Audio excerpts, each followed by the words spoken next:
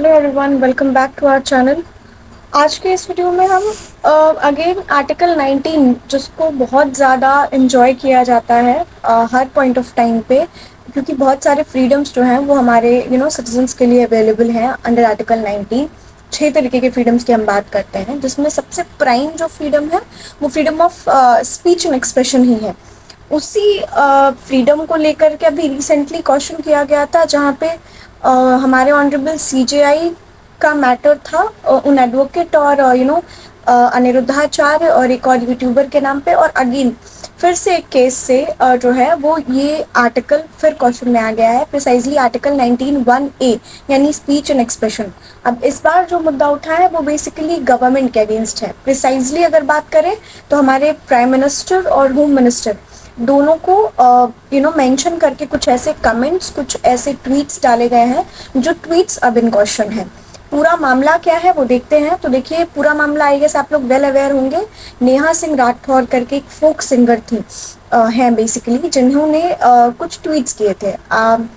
बहुत ही दिन नहीं हुआ है इस इंसिडेंट को। पहलगाम अटैक जो हुआ था वो आई गेस हम सब जानते हैं उस अटैक के बारे में, कि बहुत ही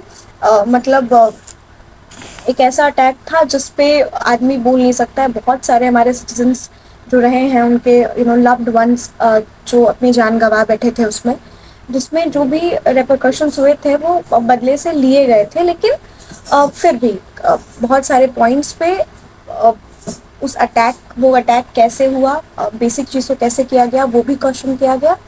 और फिर जो उसके रिवर्ट बैक में इंडिया ने जो किया उस चीज़ को भी क्वेश्चन किया गया।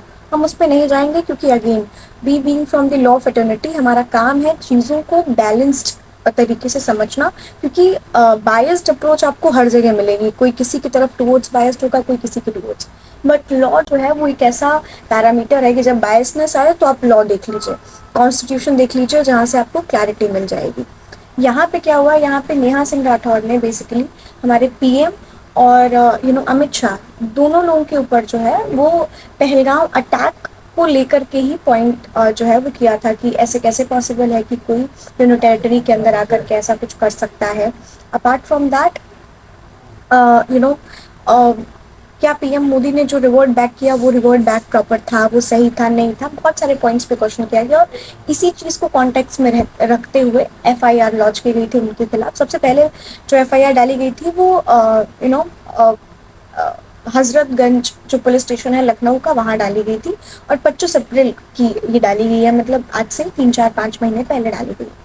वो पिटीशन जब आगे निकली तो इलाहाबाद हाई कोर्ट में इन्वेस्टिगेशन आया। इन्वेस्टिगेशन में बहुत सारे ऑफेंसेस के अगेंस्ट उनको बुक किया गया। मल्टीपल ऑफेंसेस आईटी एक्ट के थे, वो 2000 का है हमारे। उसमें सेक्शंस जो थे 196, 197, प्रिसाइजली 152, 69A, जो सारे ही कहीं ना कहीं आपका इलेक्ट्रॉनिक मीडिया को मिसयूज करने और उसके और यूजेस को लेकर के हैं, रिस्ट्रिक्शंस को लेकर के हैं।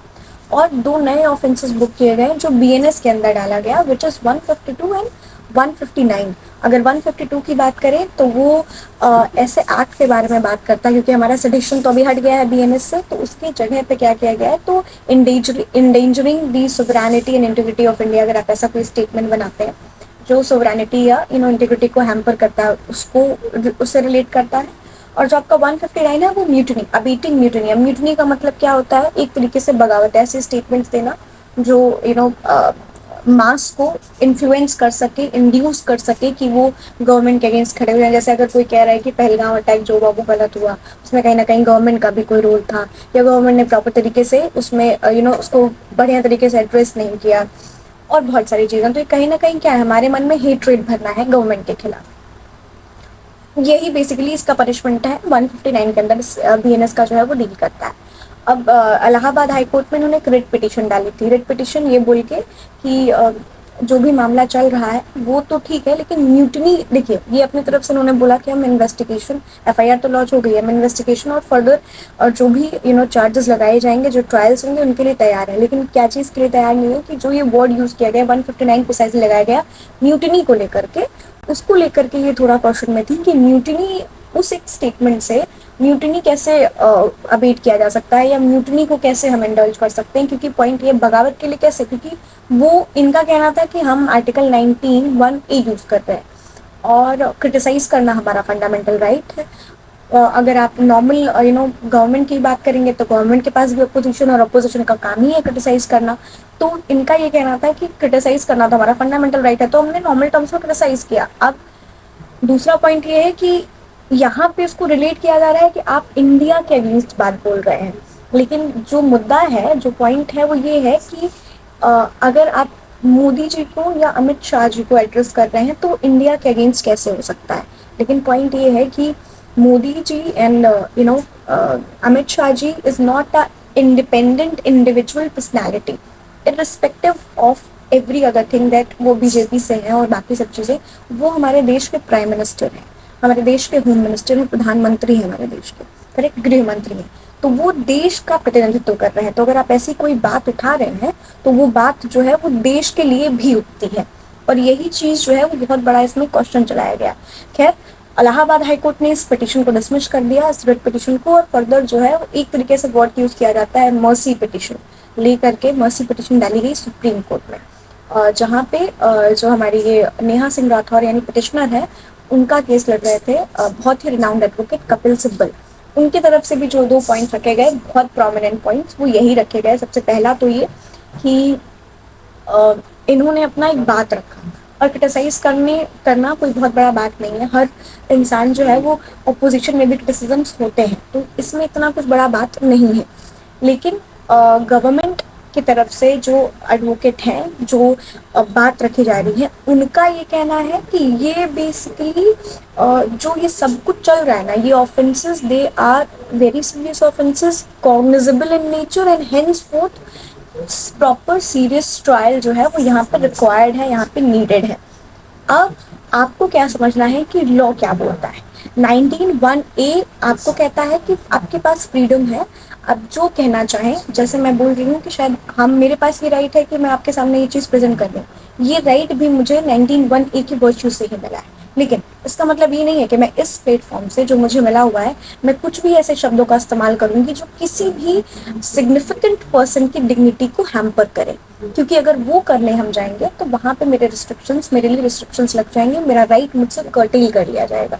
यही बात समझना ज़रूरी था नेहा जी पे भी, क्योंकि जैसे मैंने मेंशन किया आपको कि व्हेन, और अगेन ये एकदम अनबायस्ड ओपिनियन है। अगर आप थोड़ा सा भी इस चीज़ को लेकर के हैं कि मैम बायस्ड ओपिनियन दे रही हैं, तो I think you should need to read the constitution का article 19(1)(a, please go and read that, because then you will understand that उसमें बहुत क्लियरली लिखा हुआ है। और प्राइम मिनिस्टर कौन होता है? हेड होता है, करेक्ट। तो हमारे देश को रिप्रेजेंटेशन जो दे रहे हैं वो प्रधानमंत्री जी दे रहे हैं। तो अगर आप क्रिटिसाइज करिए as a whole, correct, as a whole government जब आप क्रिटिसाइज करते हैं तो बिल्कुल वो क्रिटिसिज्म जो है, लेकिन आप कह रहे हैं कि आप एक इंसान को क्रिटिसाइज कर रहे हैं, और वो इंसान जो है इंडिविजुअल इंसान है। लेकिन वो इंडिविजुअल इंसान सिर्फ एक इंडिविजुअल पर्सनालिटी नहीं है, बल्कि किसी देश का नेता है, किसी देश का प्रतिनिधित्व कर रहा है वो और देशों के सामने। तो आप वो इंडिविजुअल और इंडिपेंडेंट पर्सन तो नहीं हो सकता है, करेक्ट। इसी वजह से अभी रिसेंटली आपने देखा होगा तो प्रधानमंत्री की मदर को लेकर के भी पॉइंट आउट उठा था, जिसपे फिर डिफर्मेशन और बहुत सारी चीज़ें चली गई। क्योंकि आपको ध्यान रखना है, मैंने पहले वीक के वीडियो में भी ये चीज़ मेंशन की थी, आज फिर से मेंशन कर रही हूँ, क्रिटिसिजम्स बिल्कुल करेक्ट है, नीडेड है, रिक्वायर्ड है, नेसेसरी है।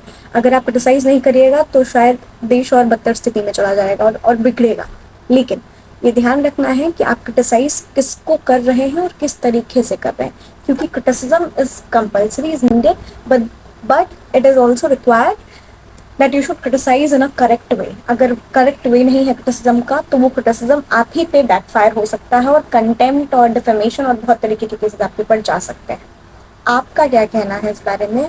क्या आपके हिसाब से नेहा जी ने जो भी स्टेटमेंट्स दिए, या जो ये स्टेटमेंट्स सुप्रीम कोर्ट ने दिए, वो सब क्या है? क्योंकि सुप्रीम कोर्ट ने तो फर्दर इसको एंटरटेन करने से मना कर दिया, और उन्होंने बोला है कि एज ऑफ नाउ तो हम ऐसा कुछ नहीं लेने वाले हैं आपका कि ये चार्जेस हटा दें या वो चार्जेस हटा दें। क्योंकि कपिल सिब्बल ने भी यही बोला कि आप म्यूटनी के चार्जेस हटा दीजिए, बाकी चीज़ों के लिए रेडी हैं। सुप्रीम कोर्ट की तरफ से ये रिप्लाई आया कि नहीं, हम अभी एज ऑफ नाउ कोई चार्जेस नहीं हटाएंगे, आप ट्रायल के टाइम पे, इन्वेस्टिगेशन के टाइम पे आप देख लीजिएगा कि क्या होता है, आप अपने बिहाफ में एविडेंसेस प्रेजेंट कर लीजिएगा। According to you what you guys think कि यहाँ पे क्या करेक्ट टेक होगा सुप्रीम कोर्ट का, या क्या होना चाहिए, या आपका क्या टेक है इसमें? Do let us know in the comment section. Thank you for watching, stay connected.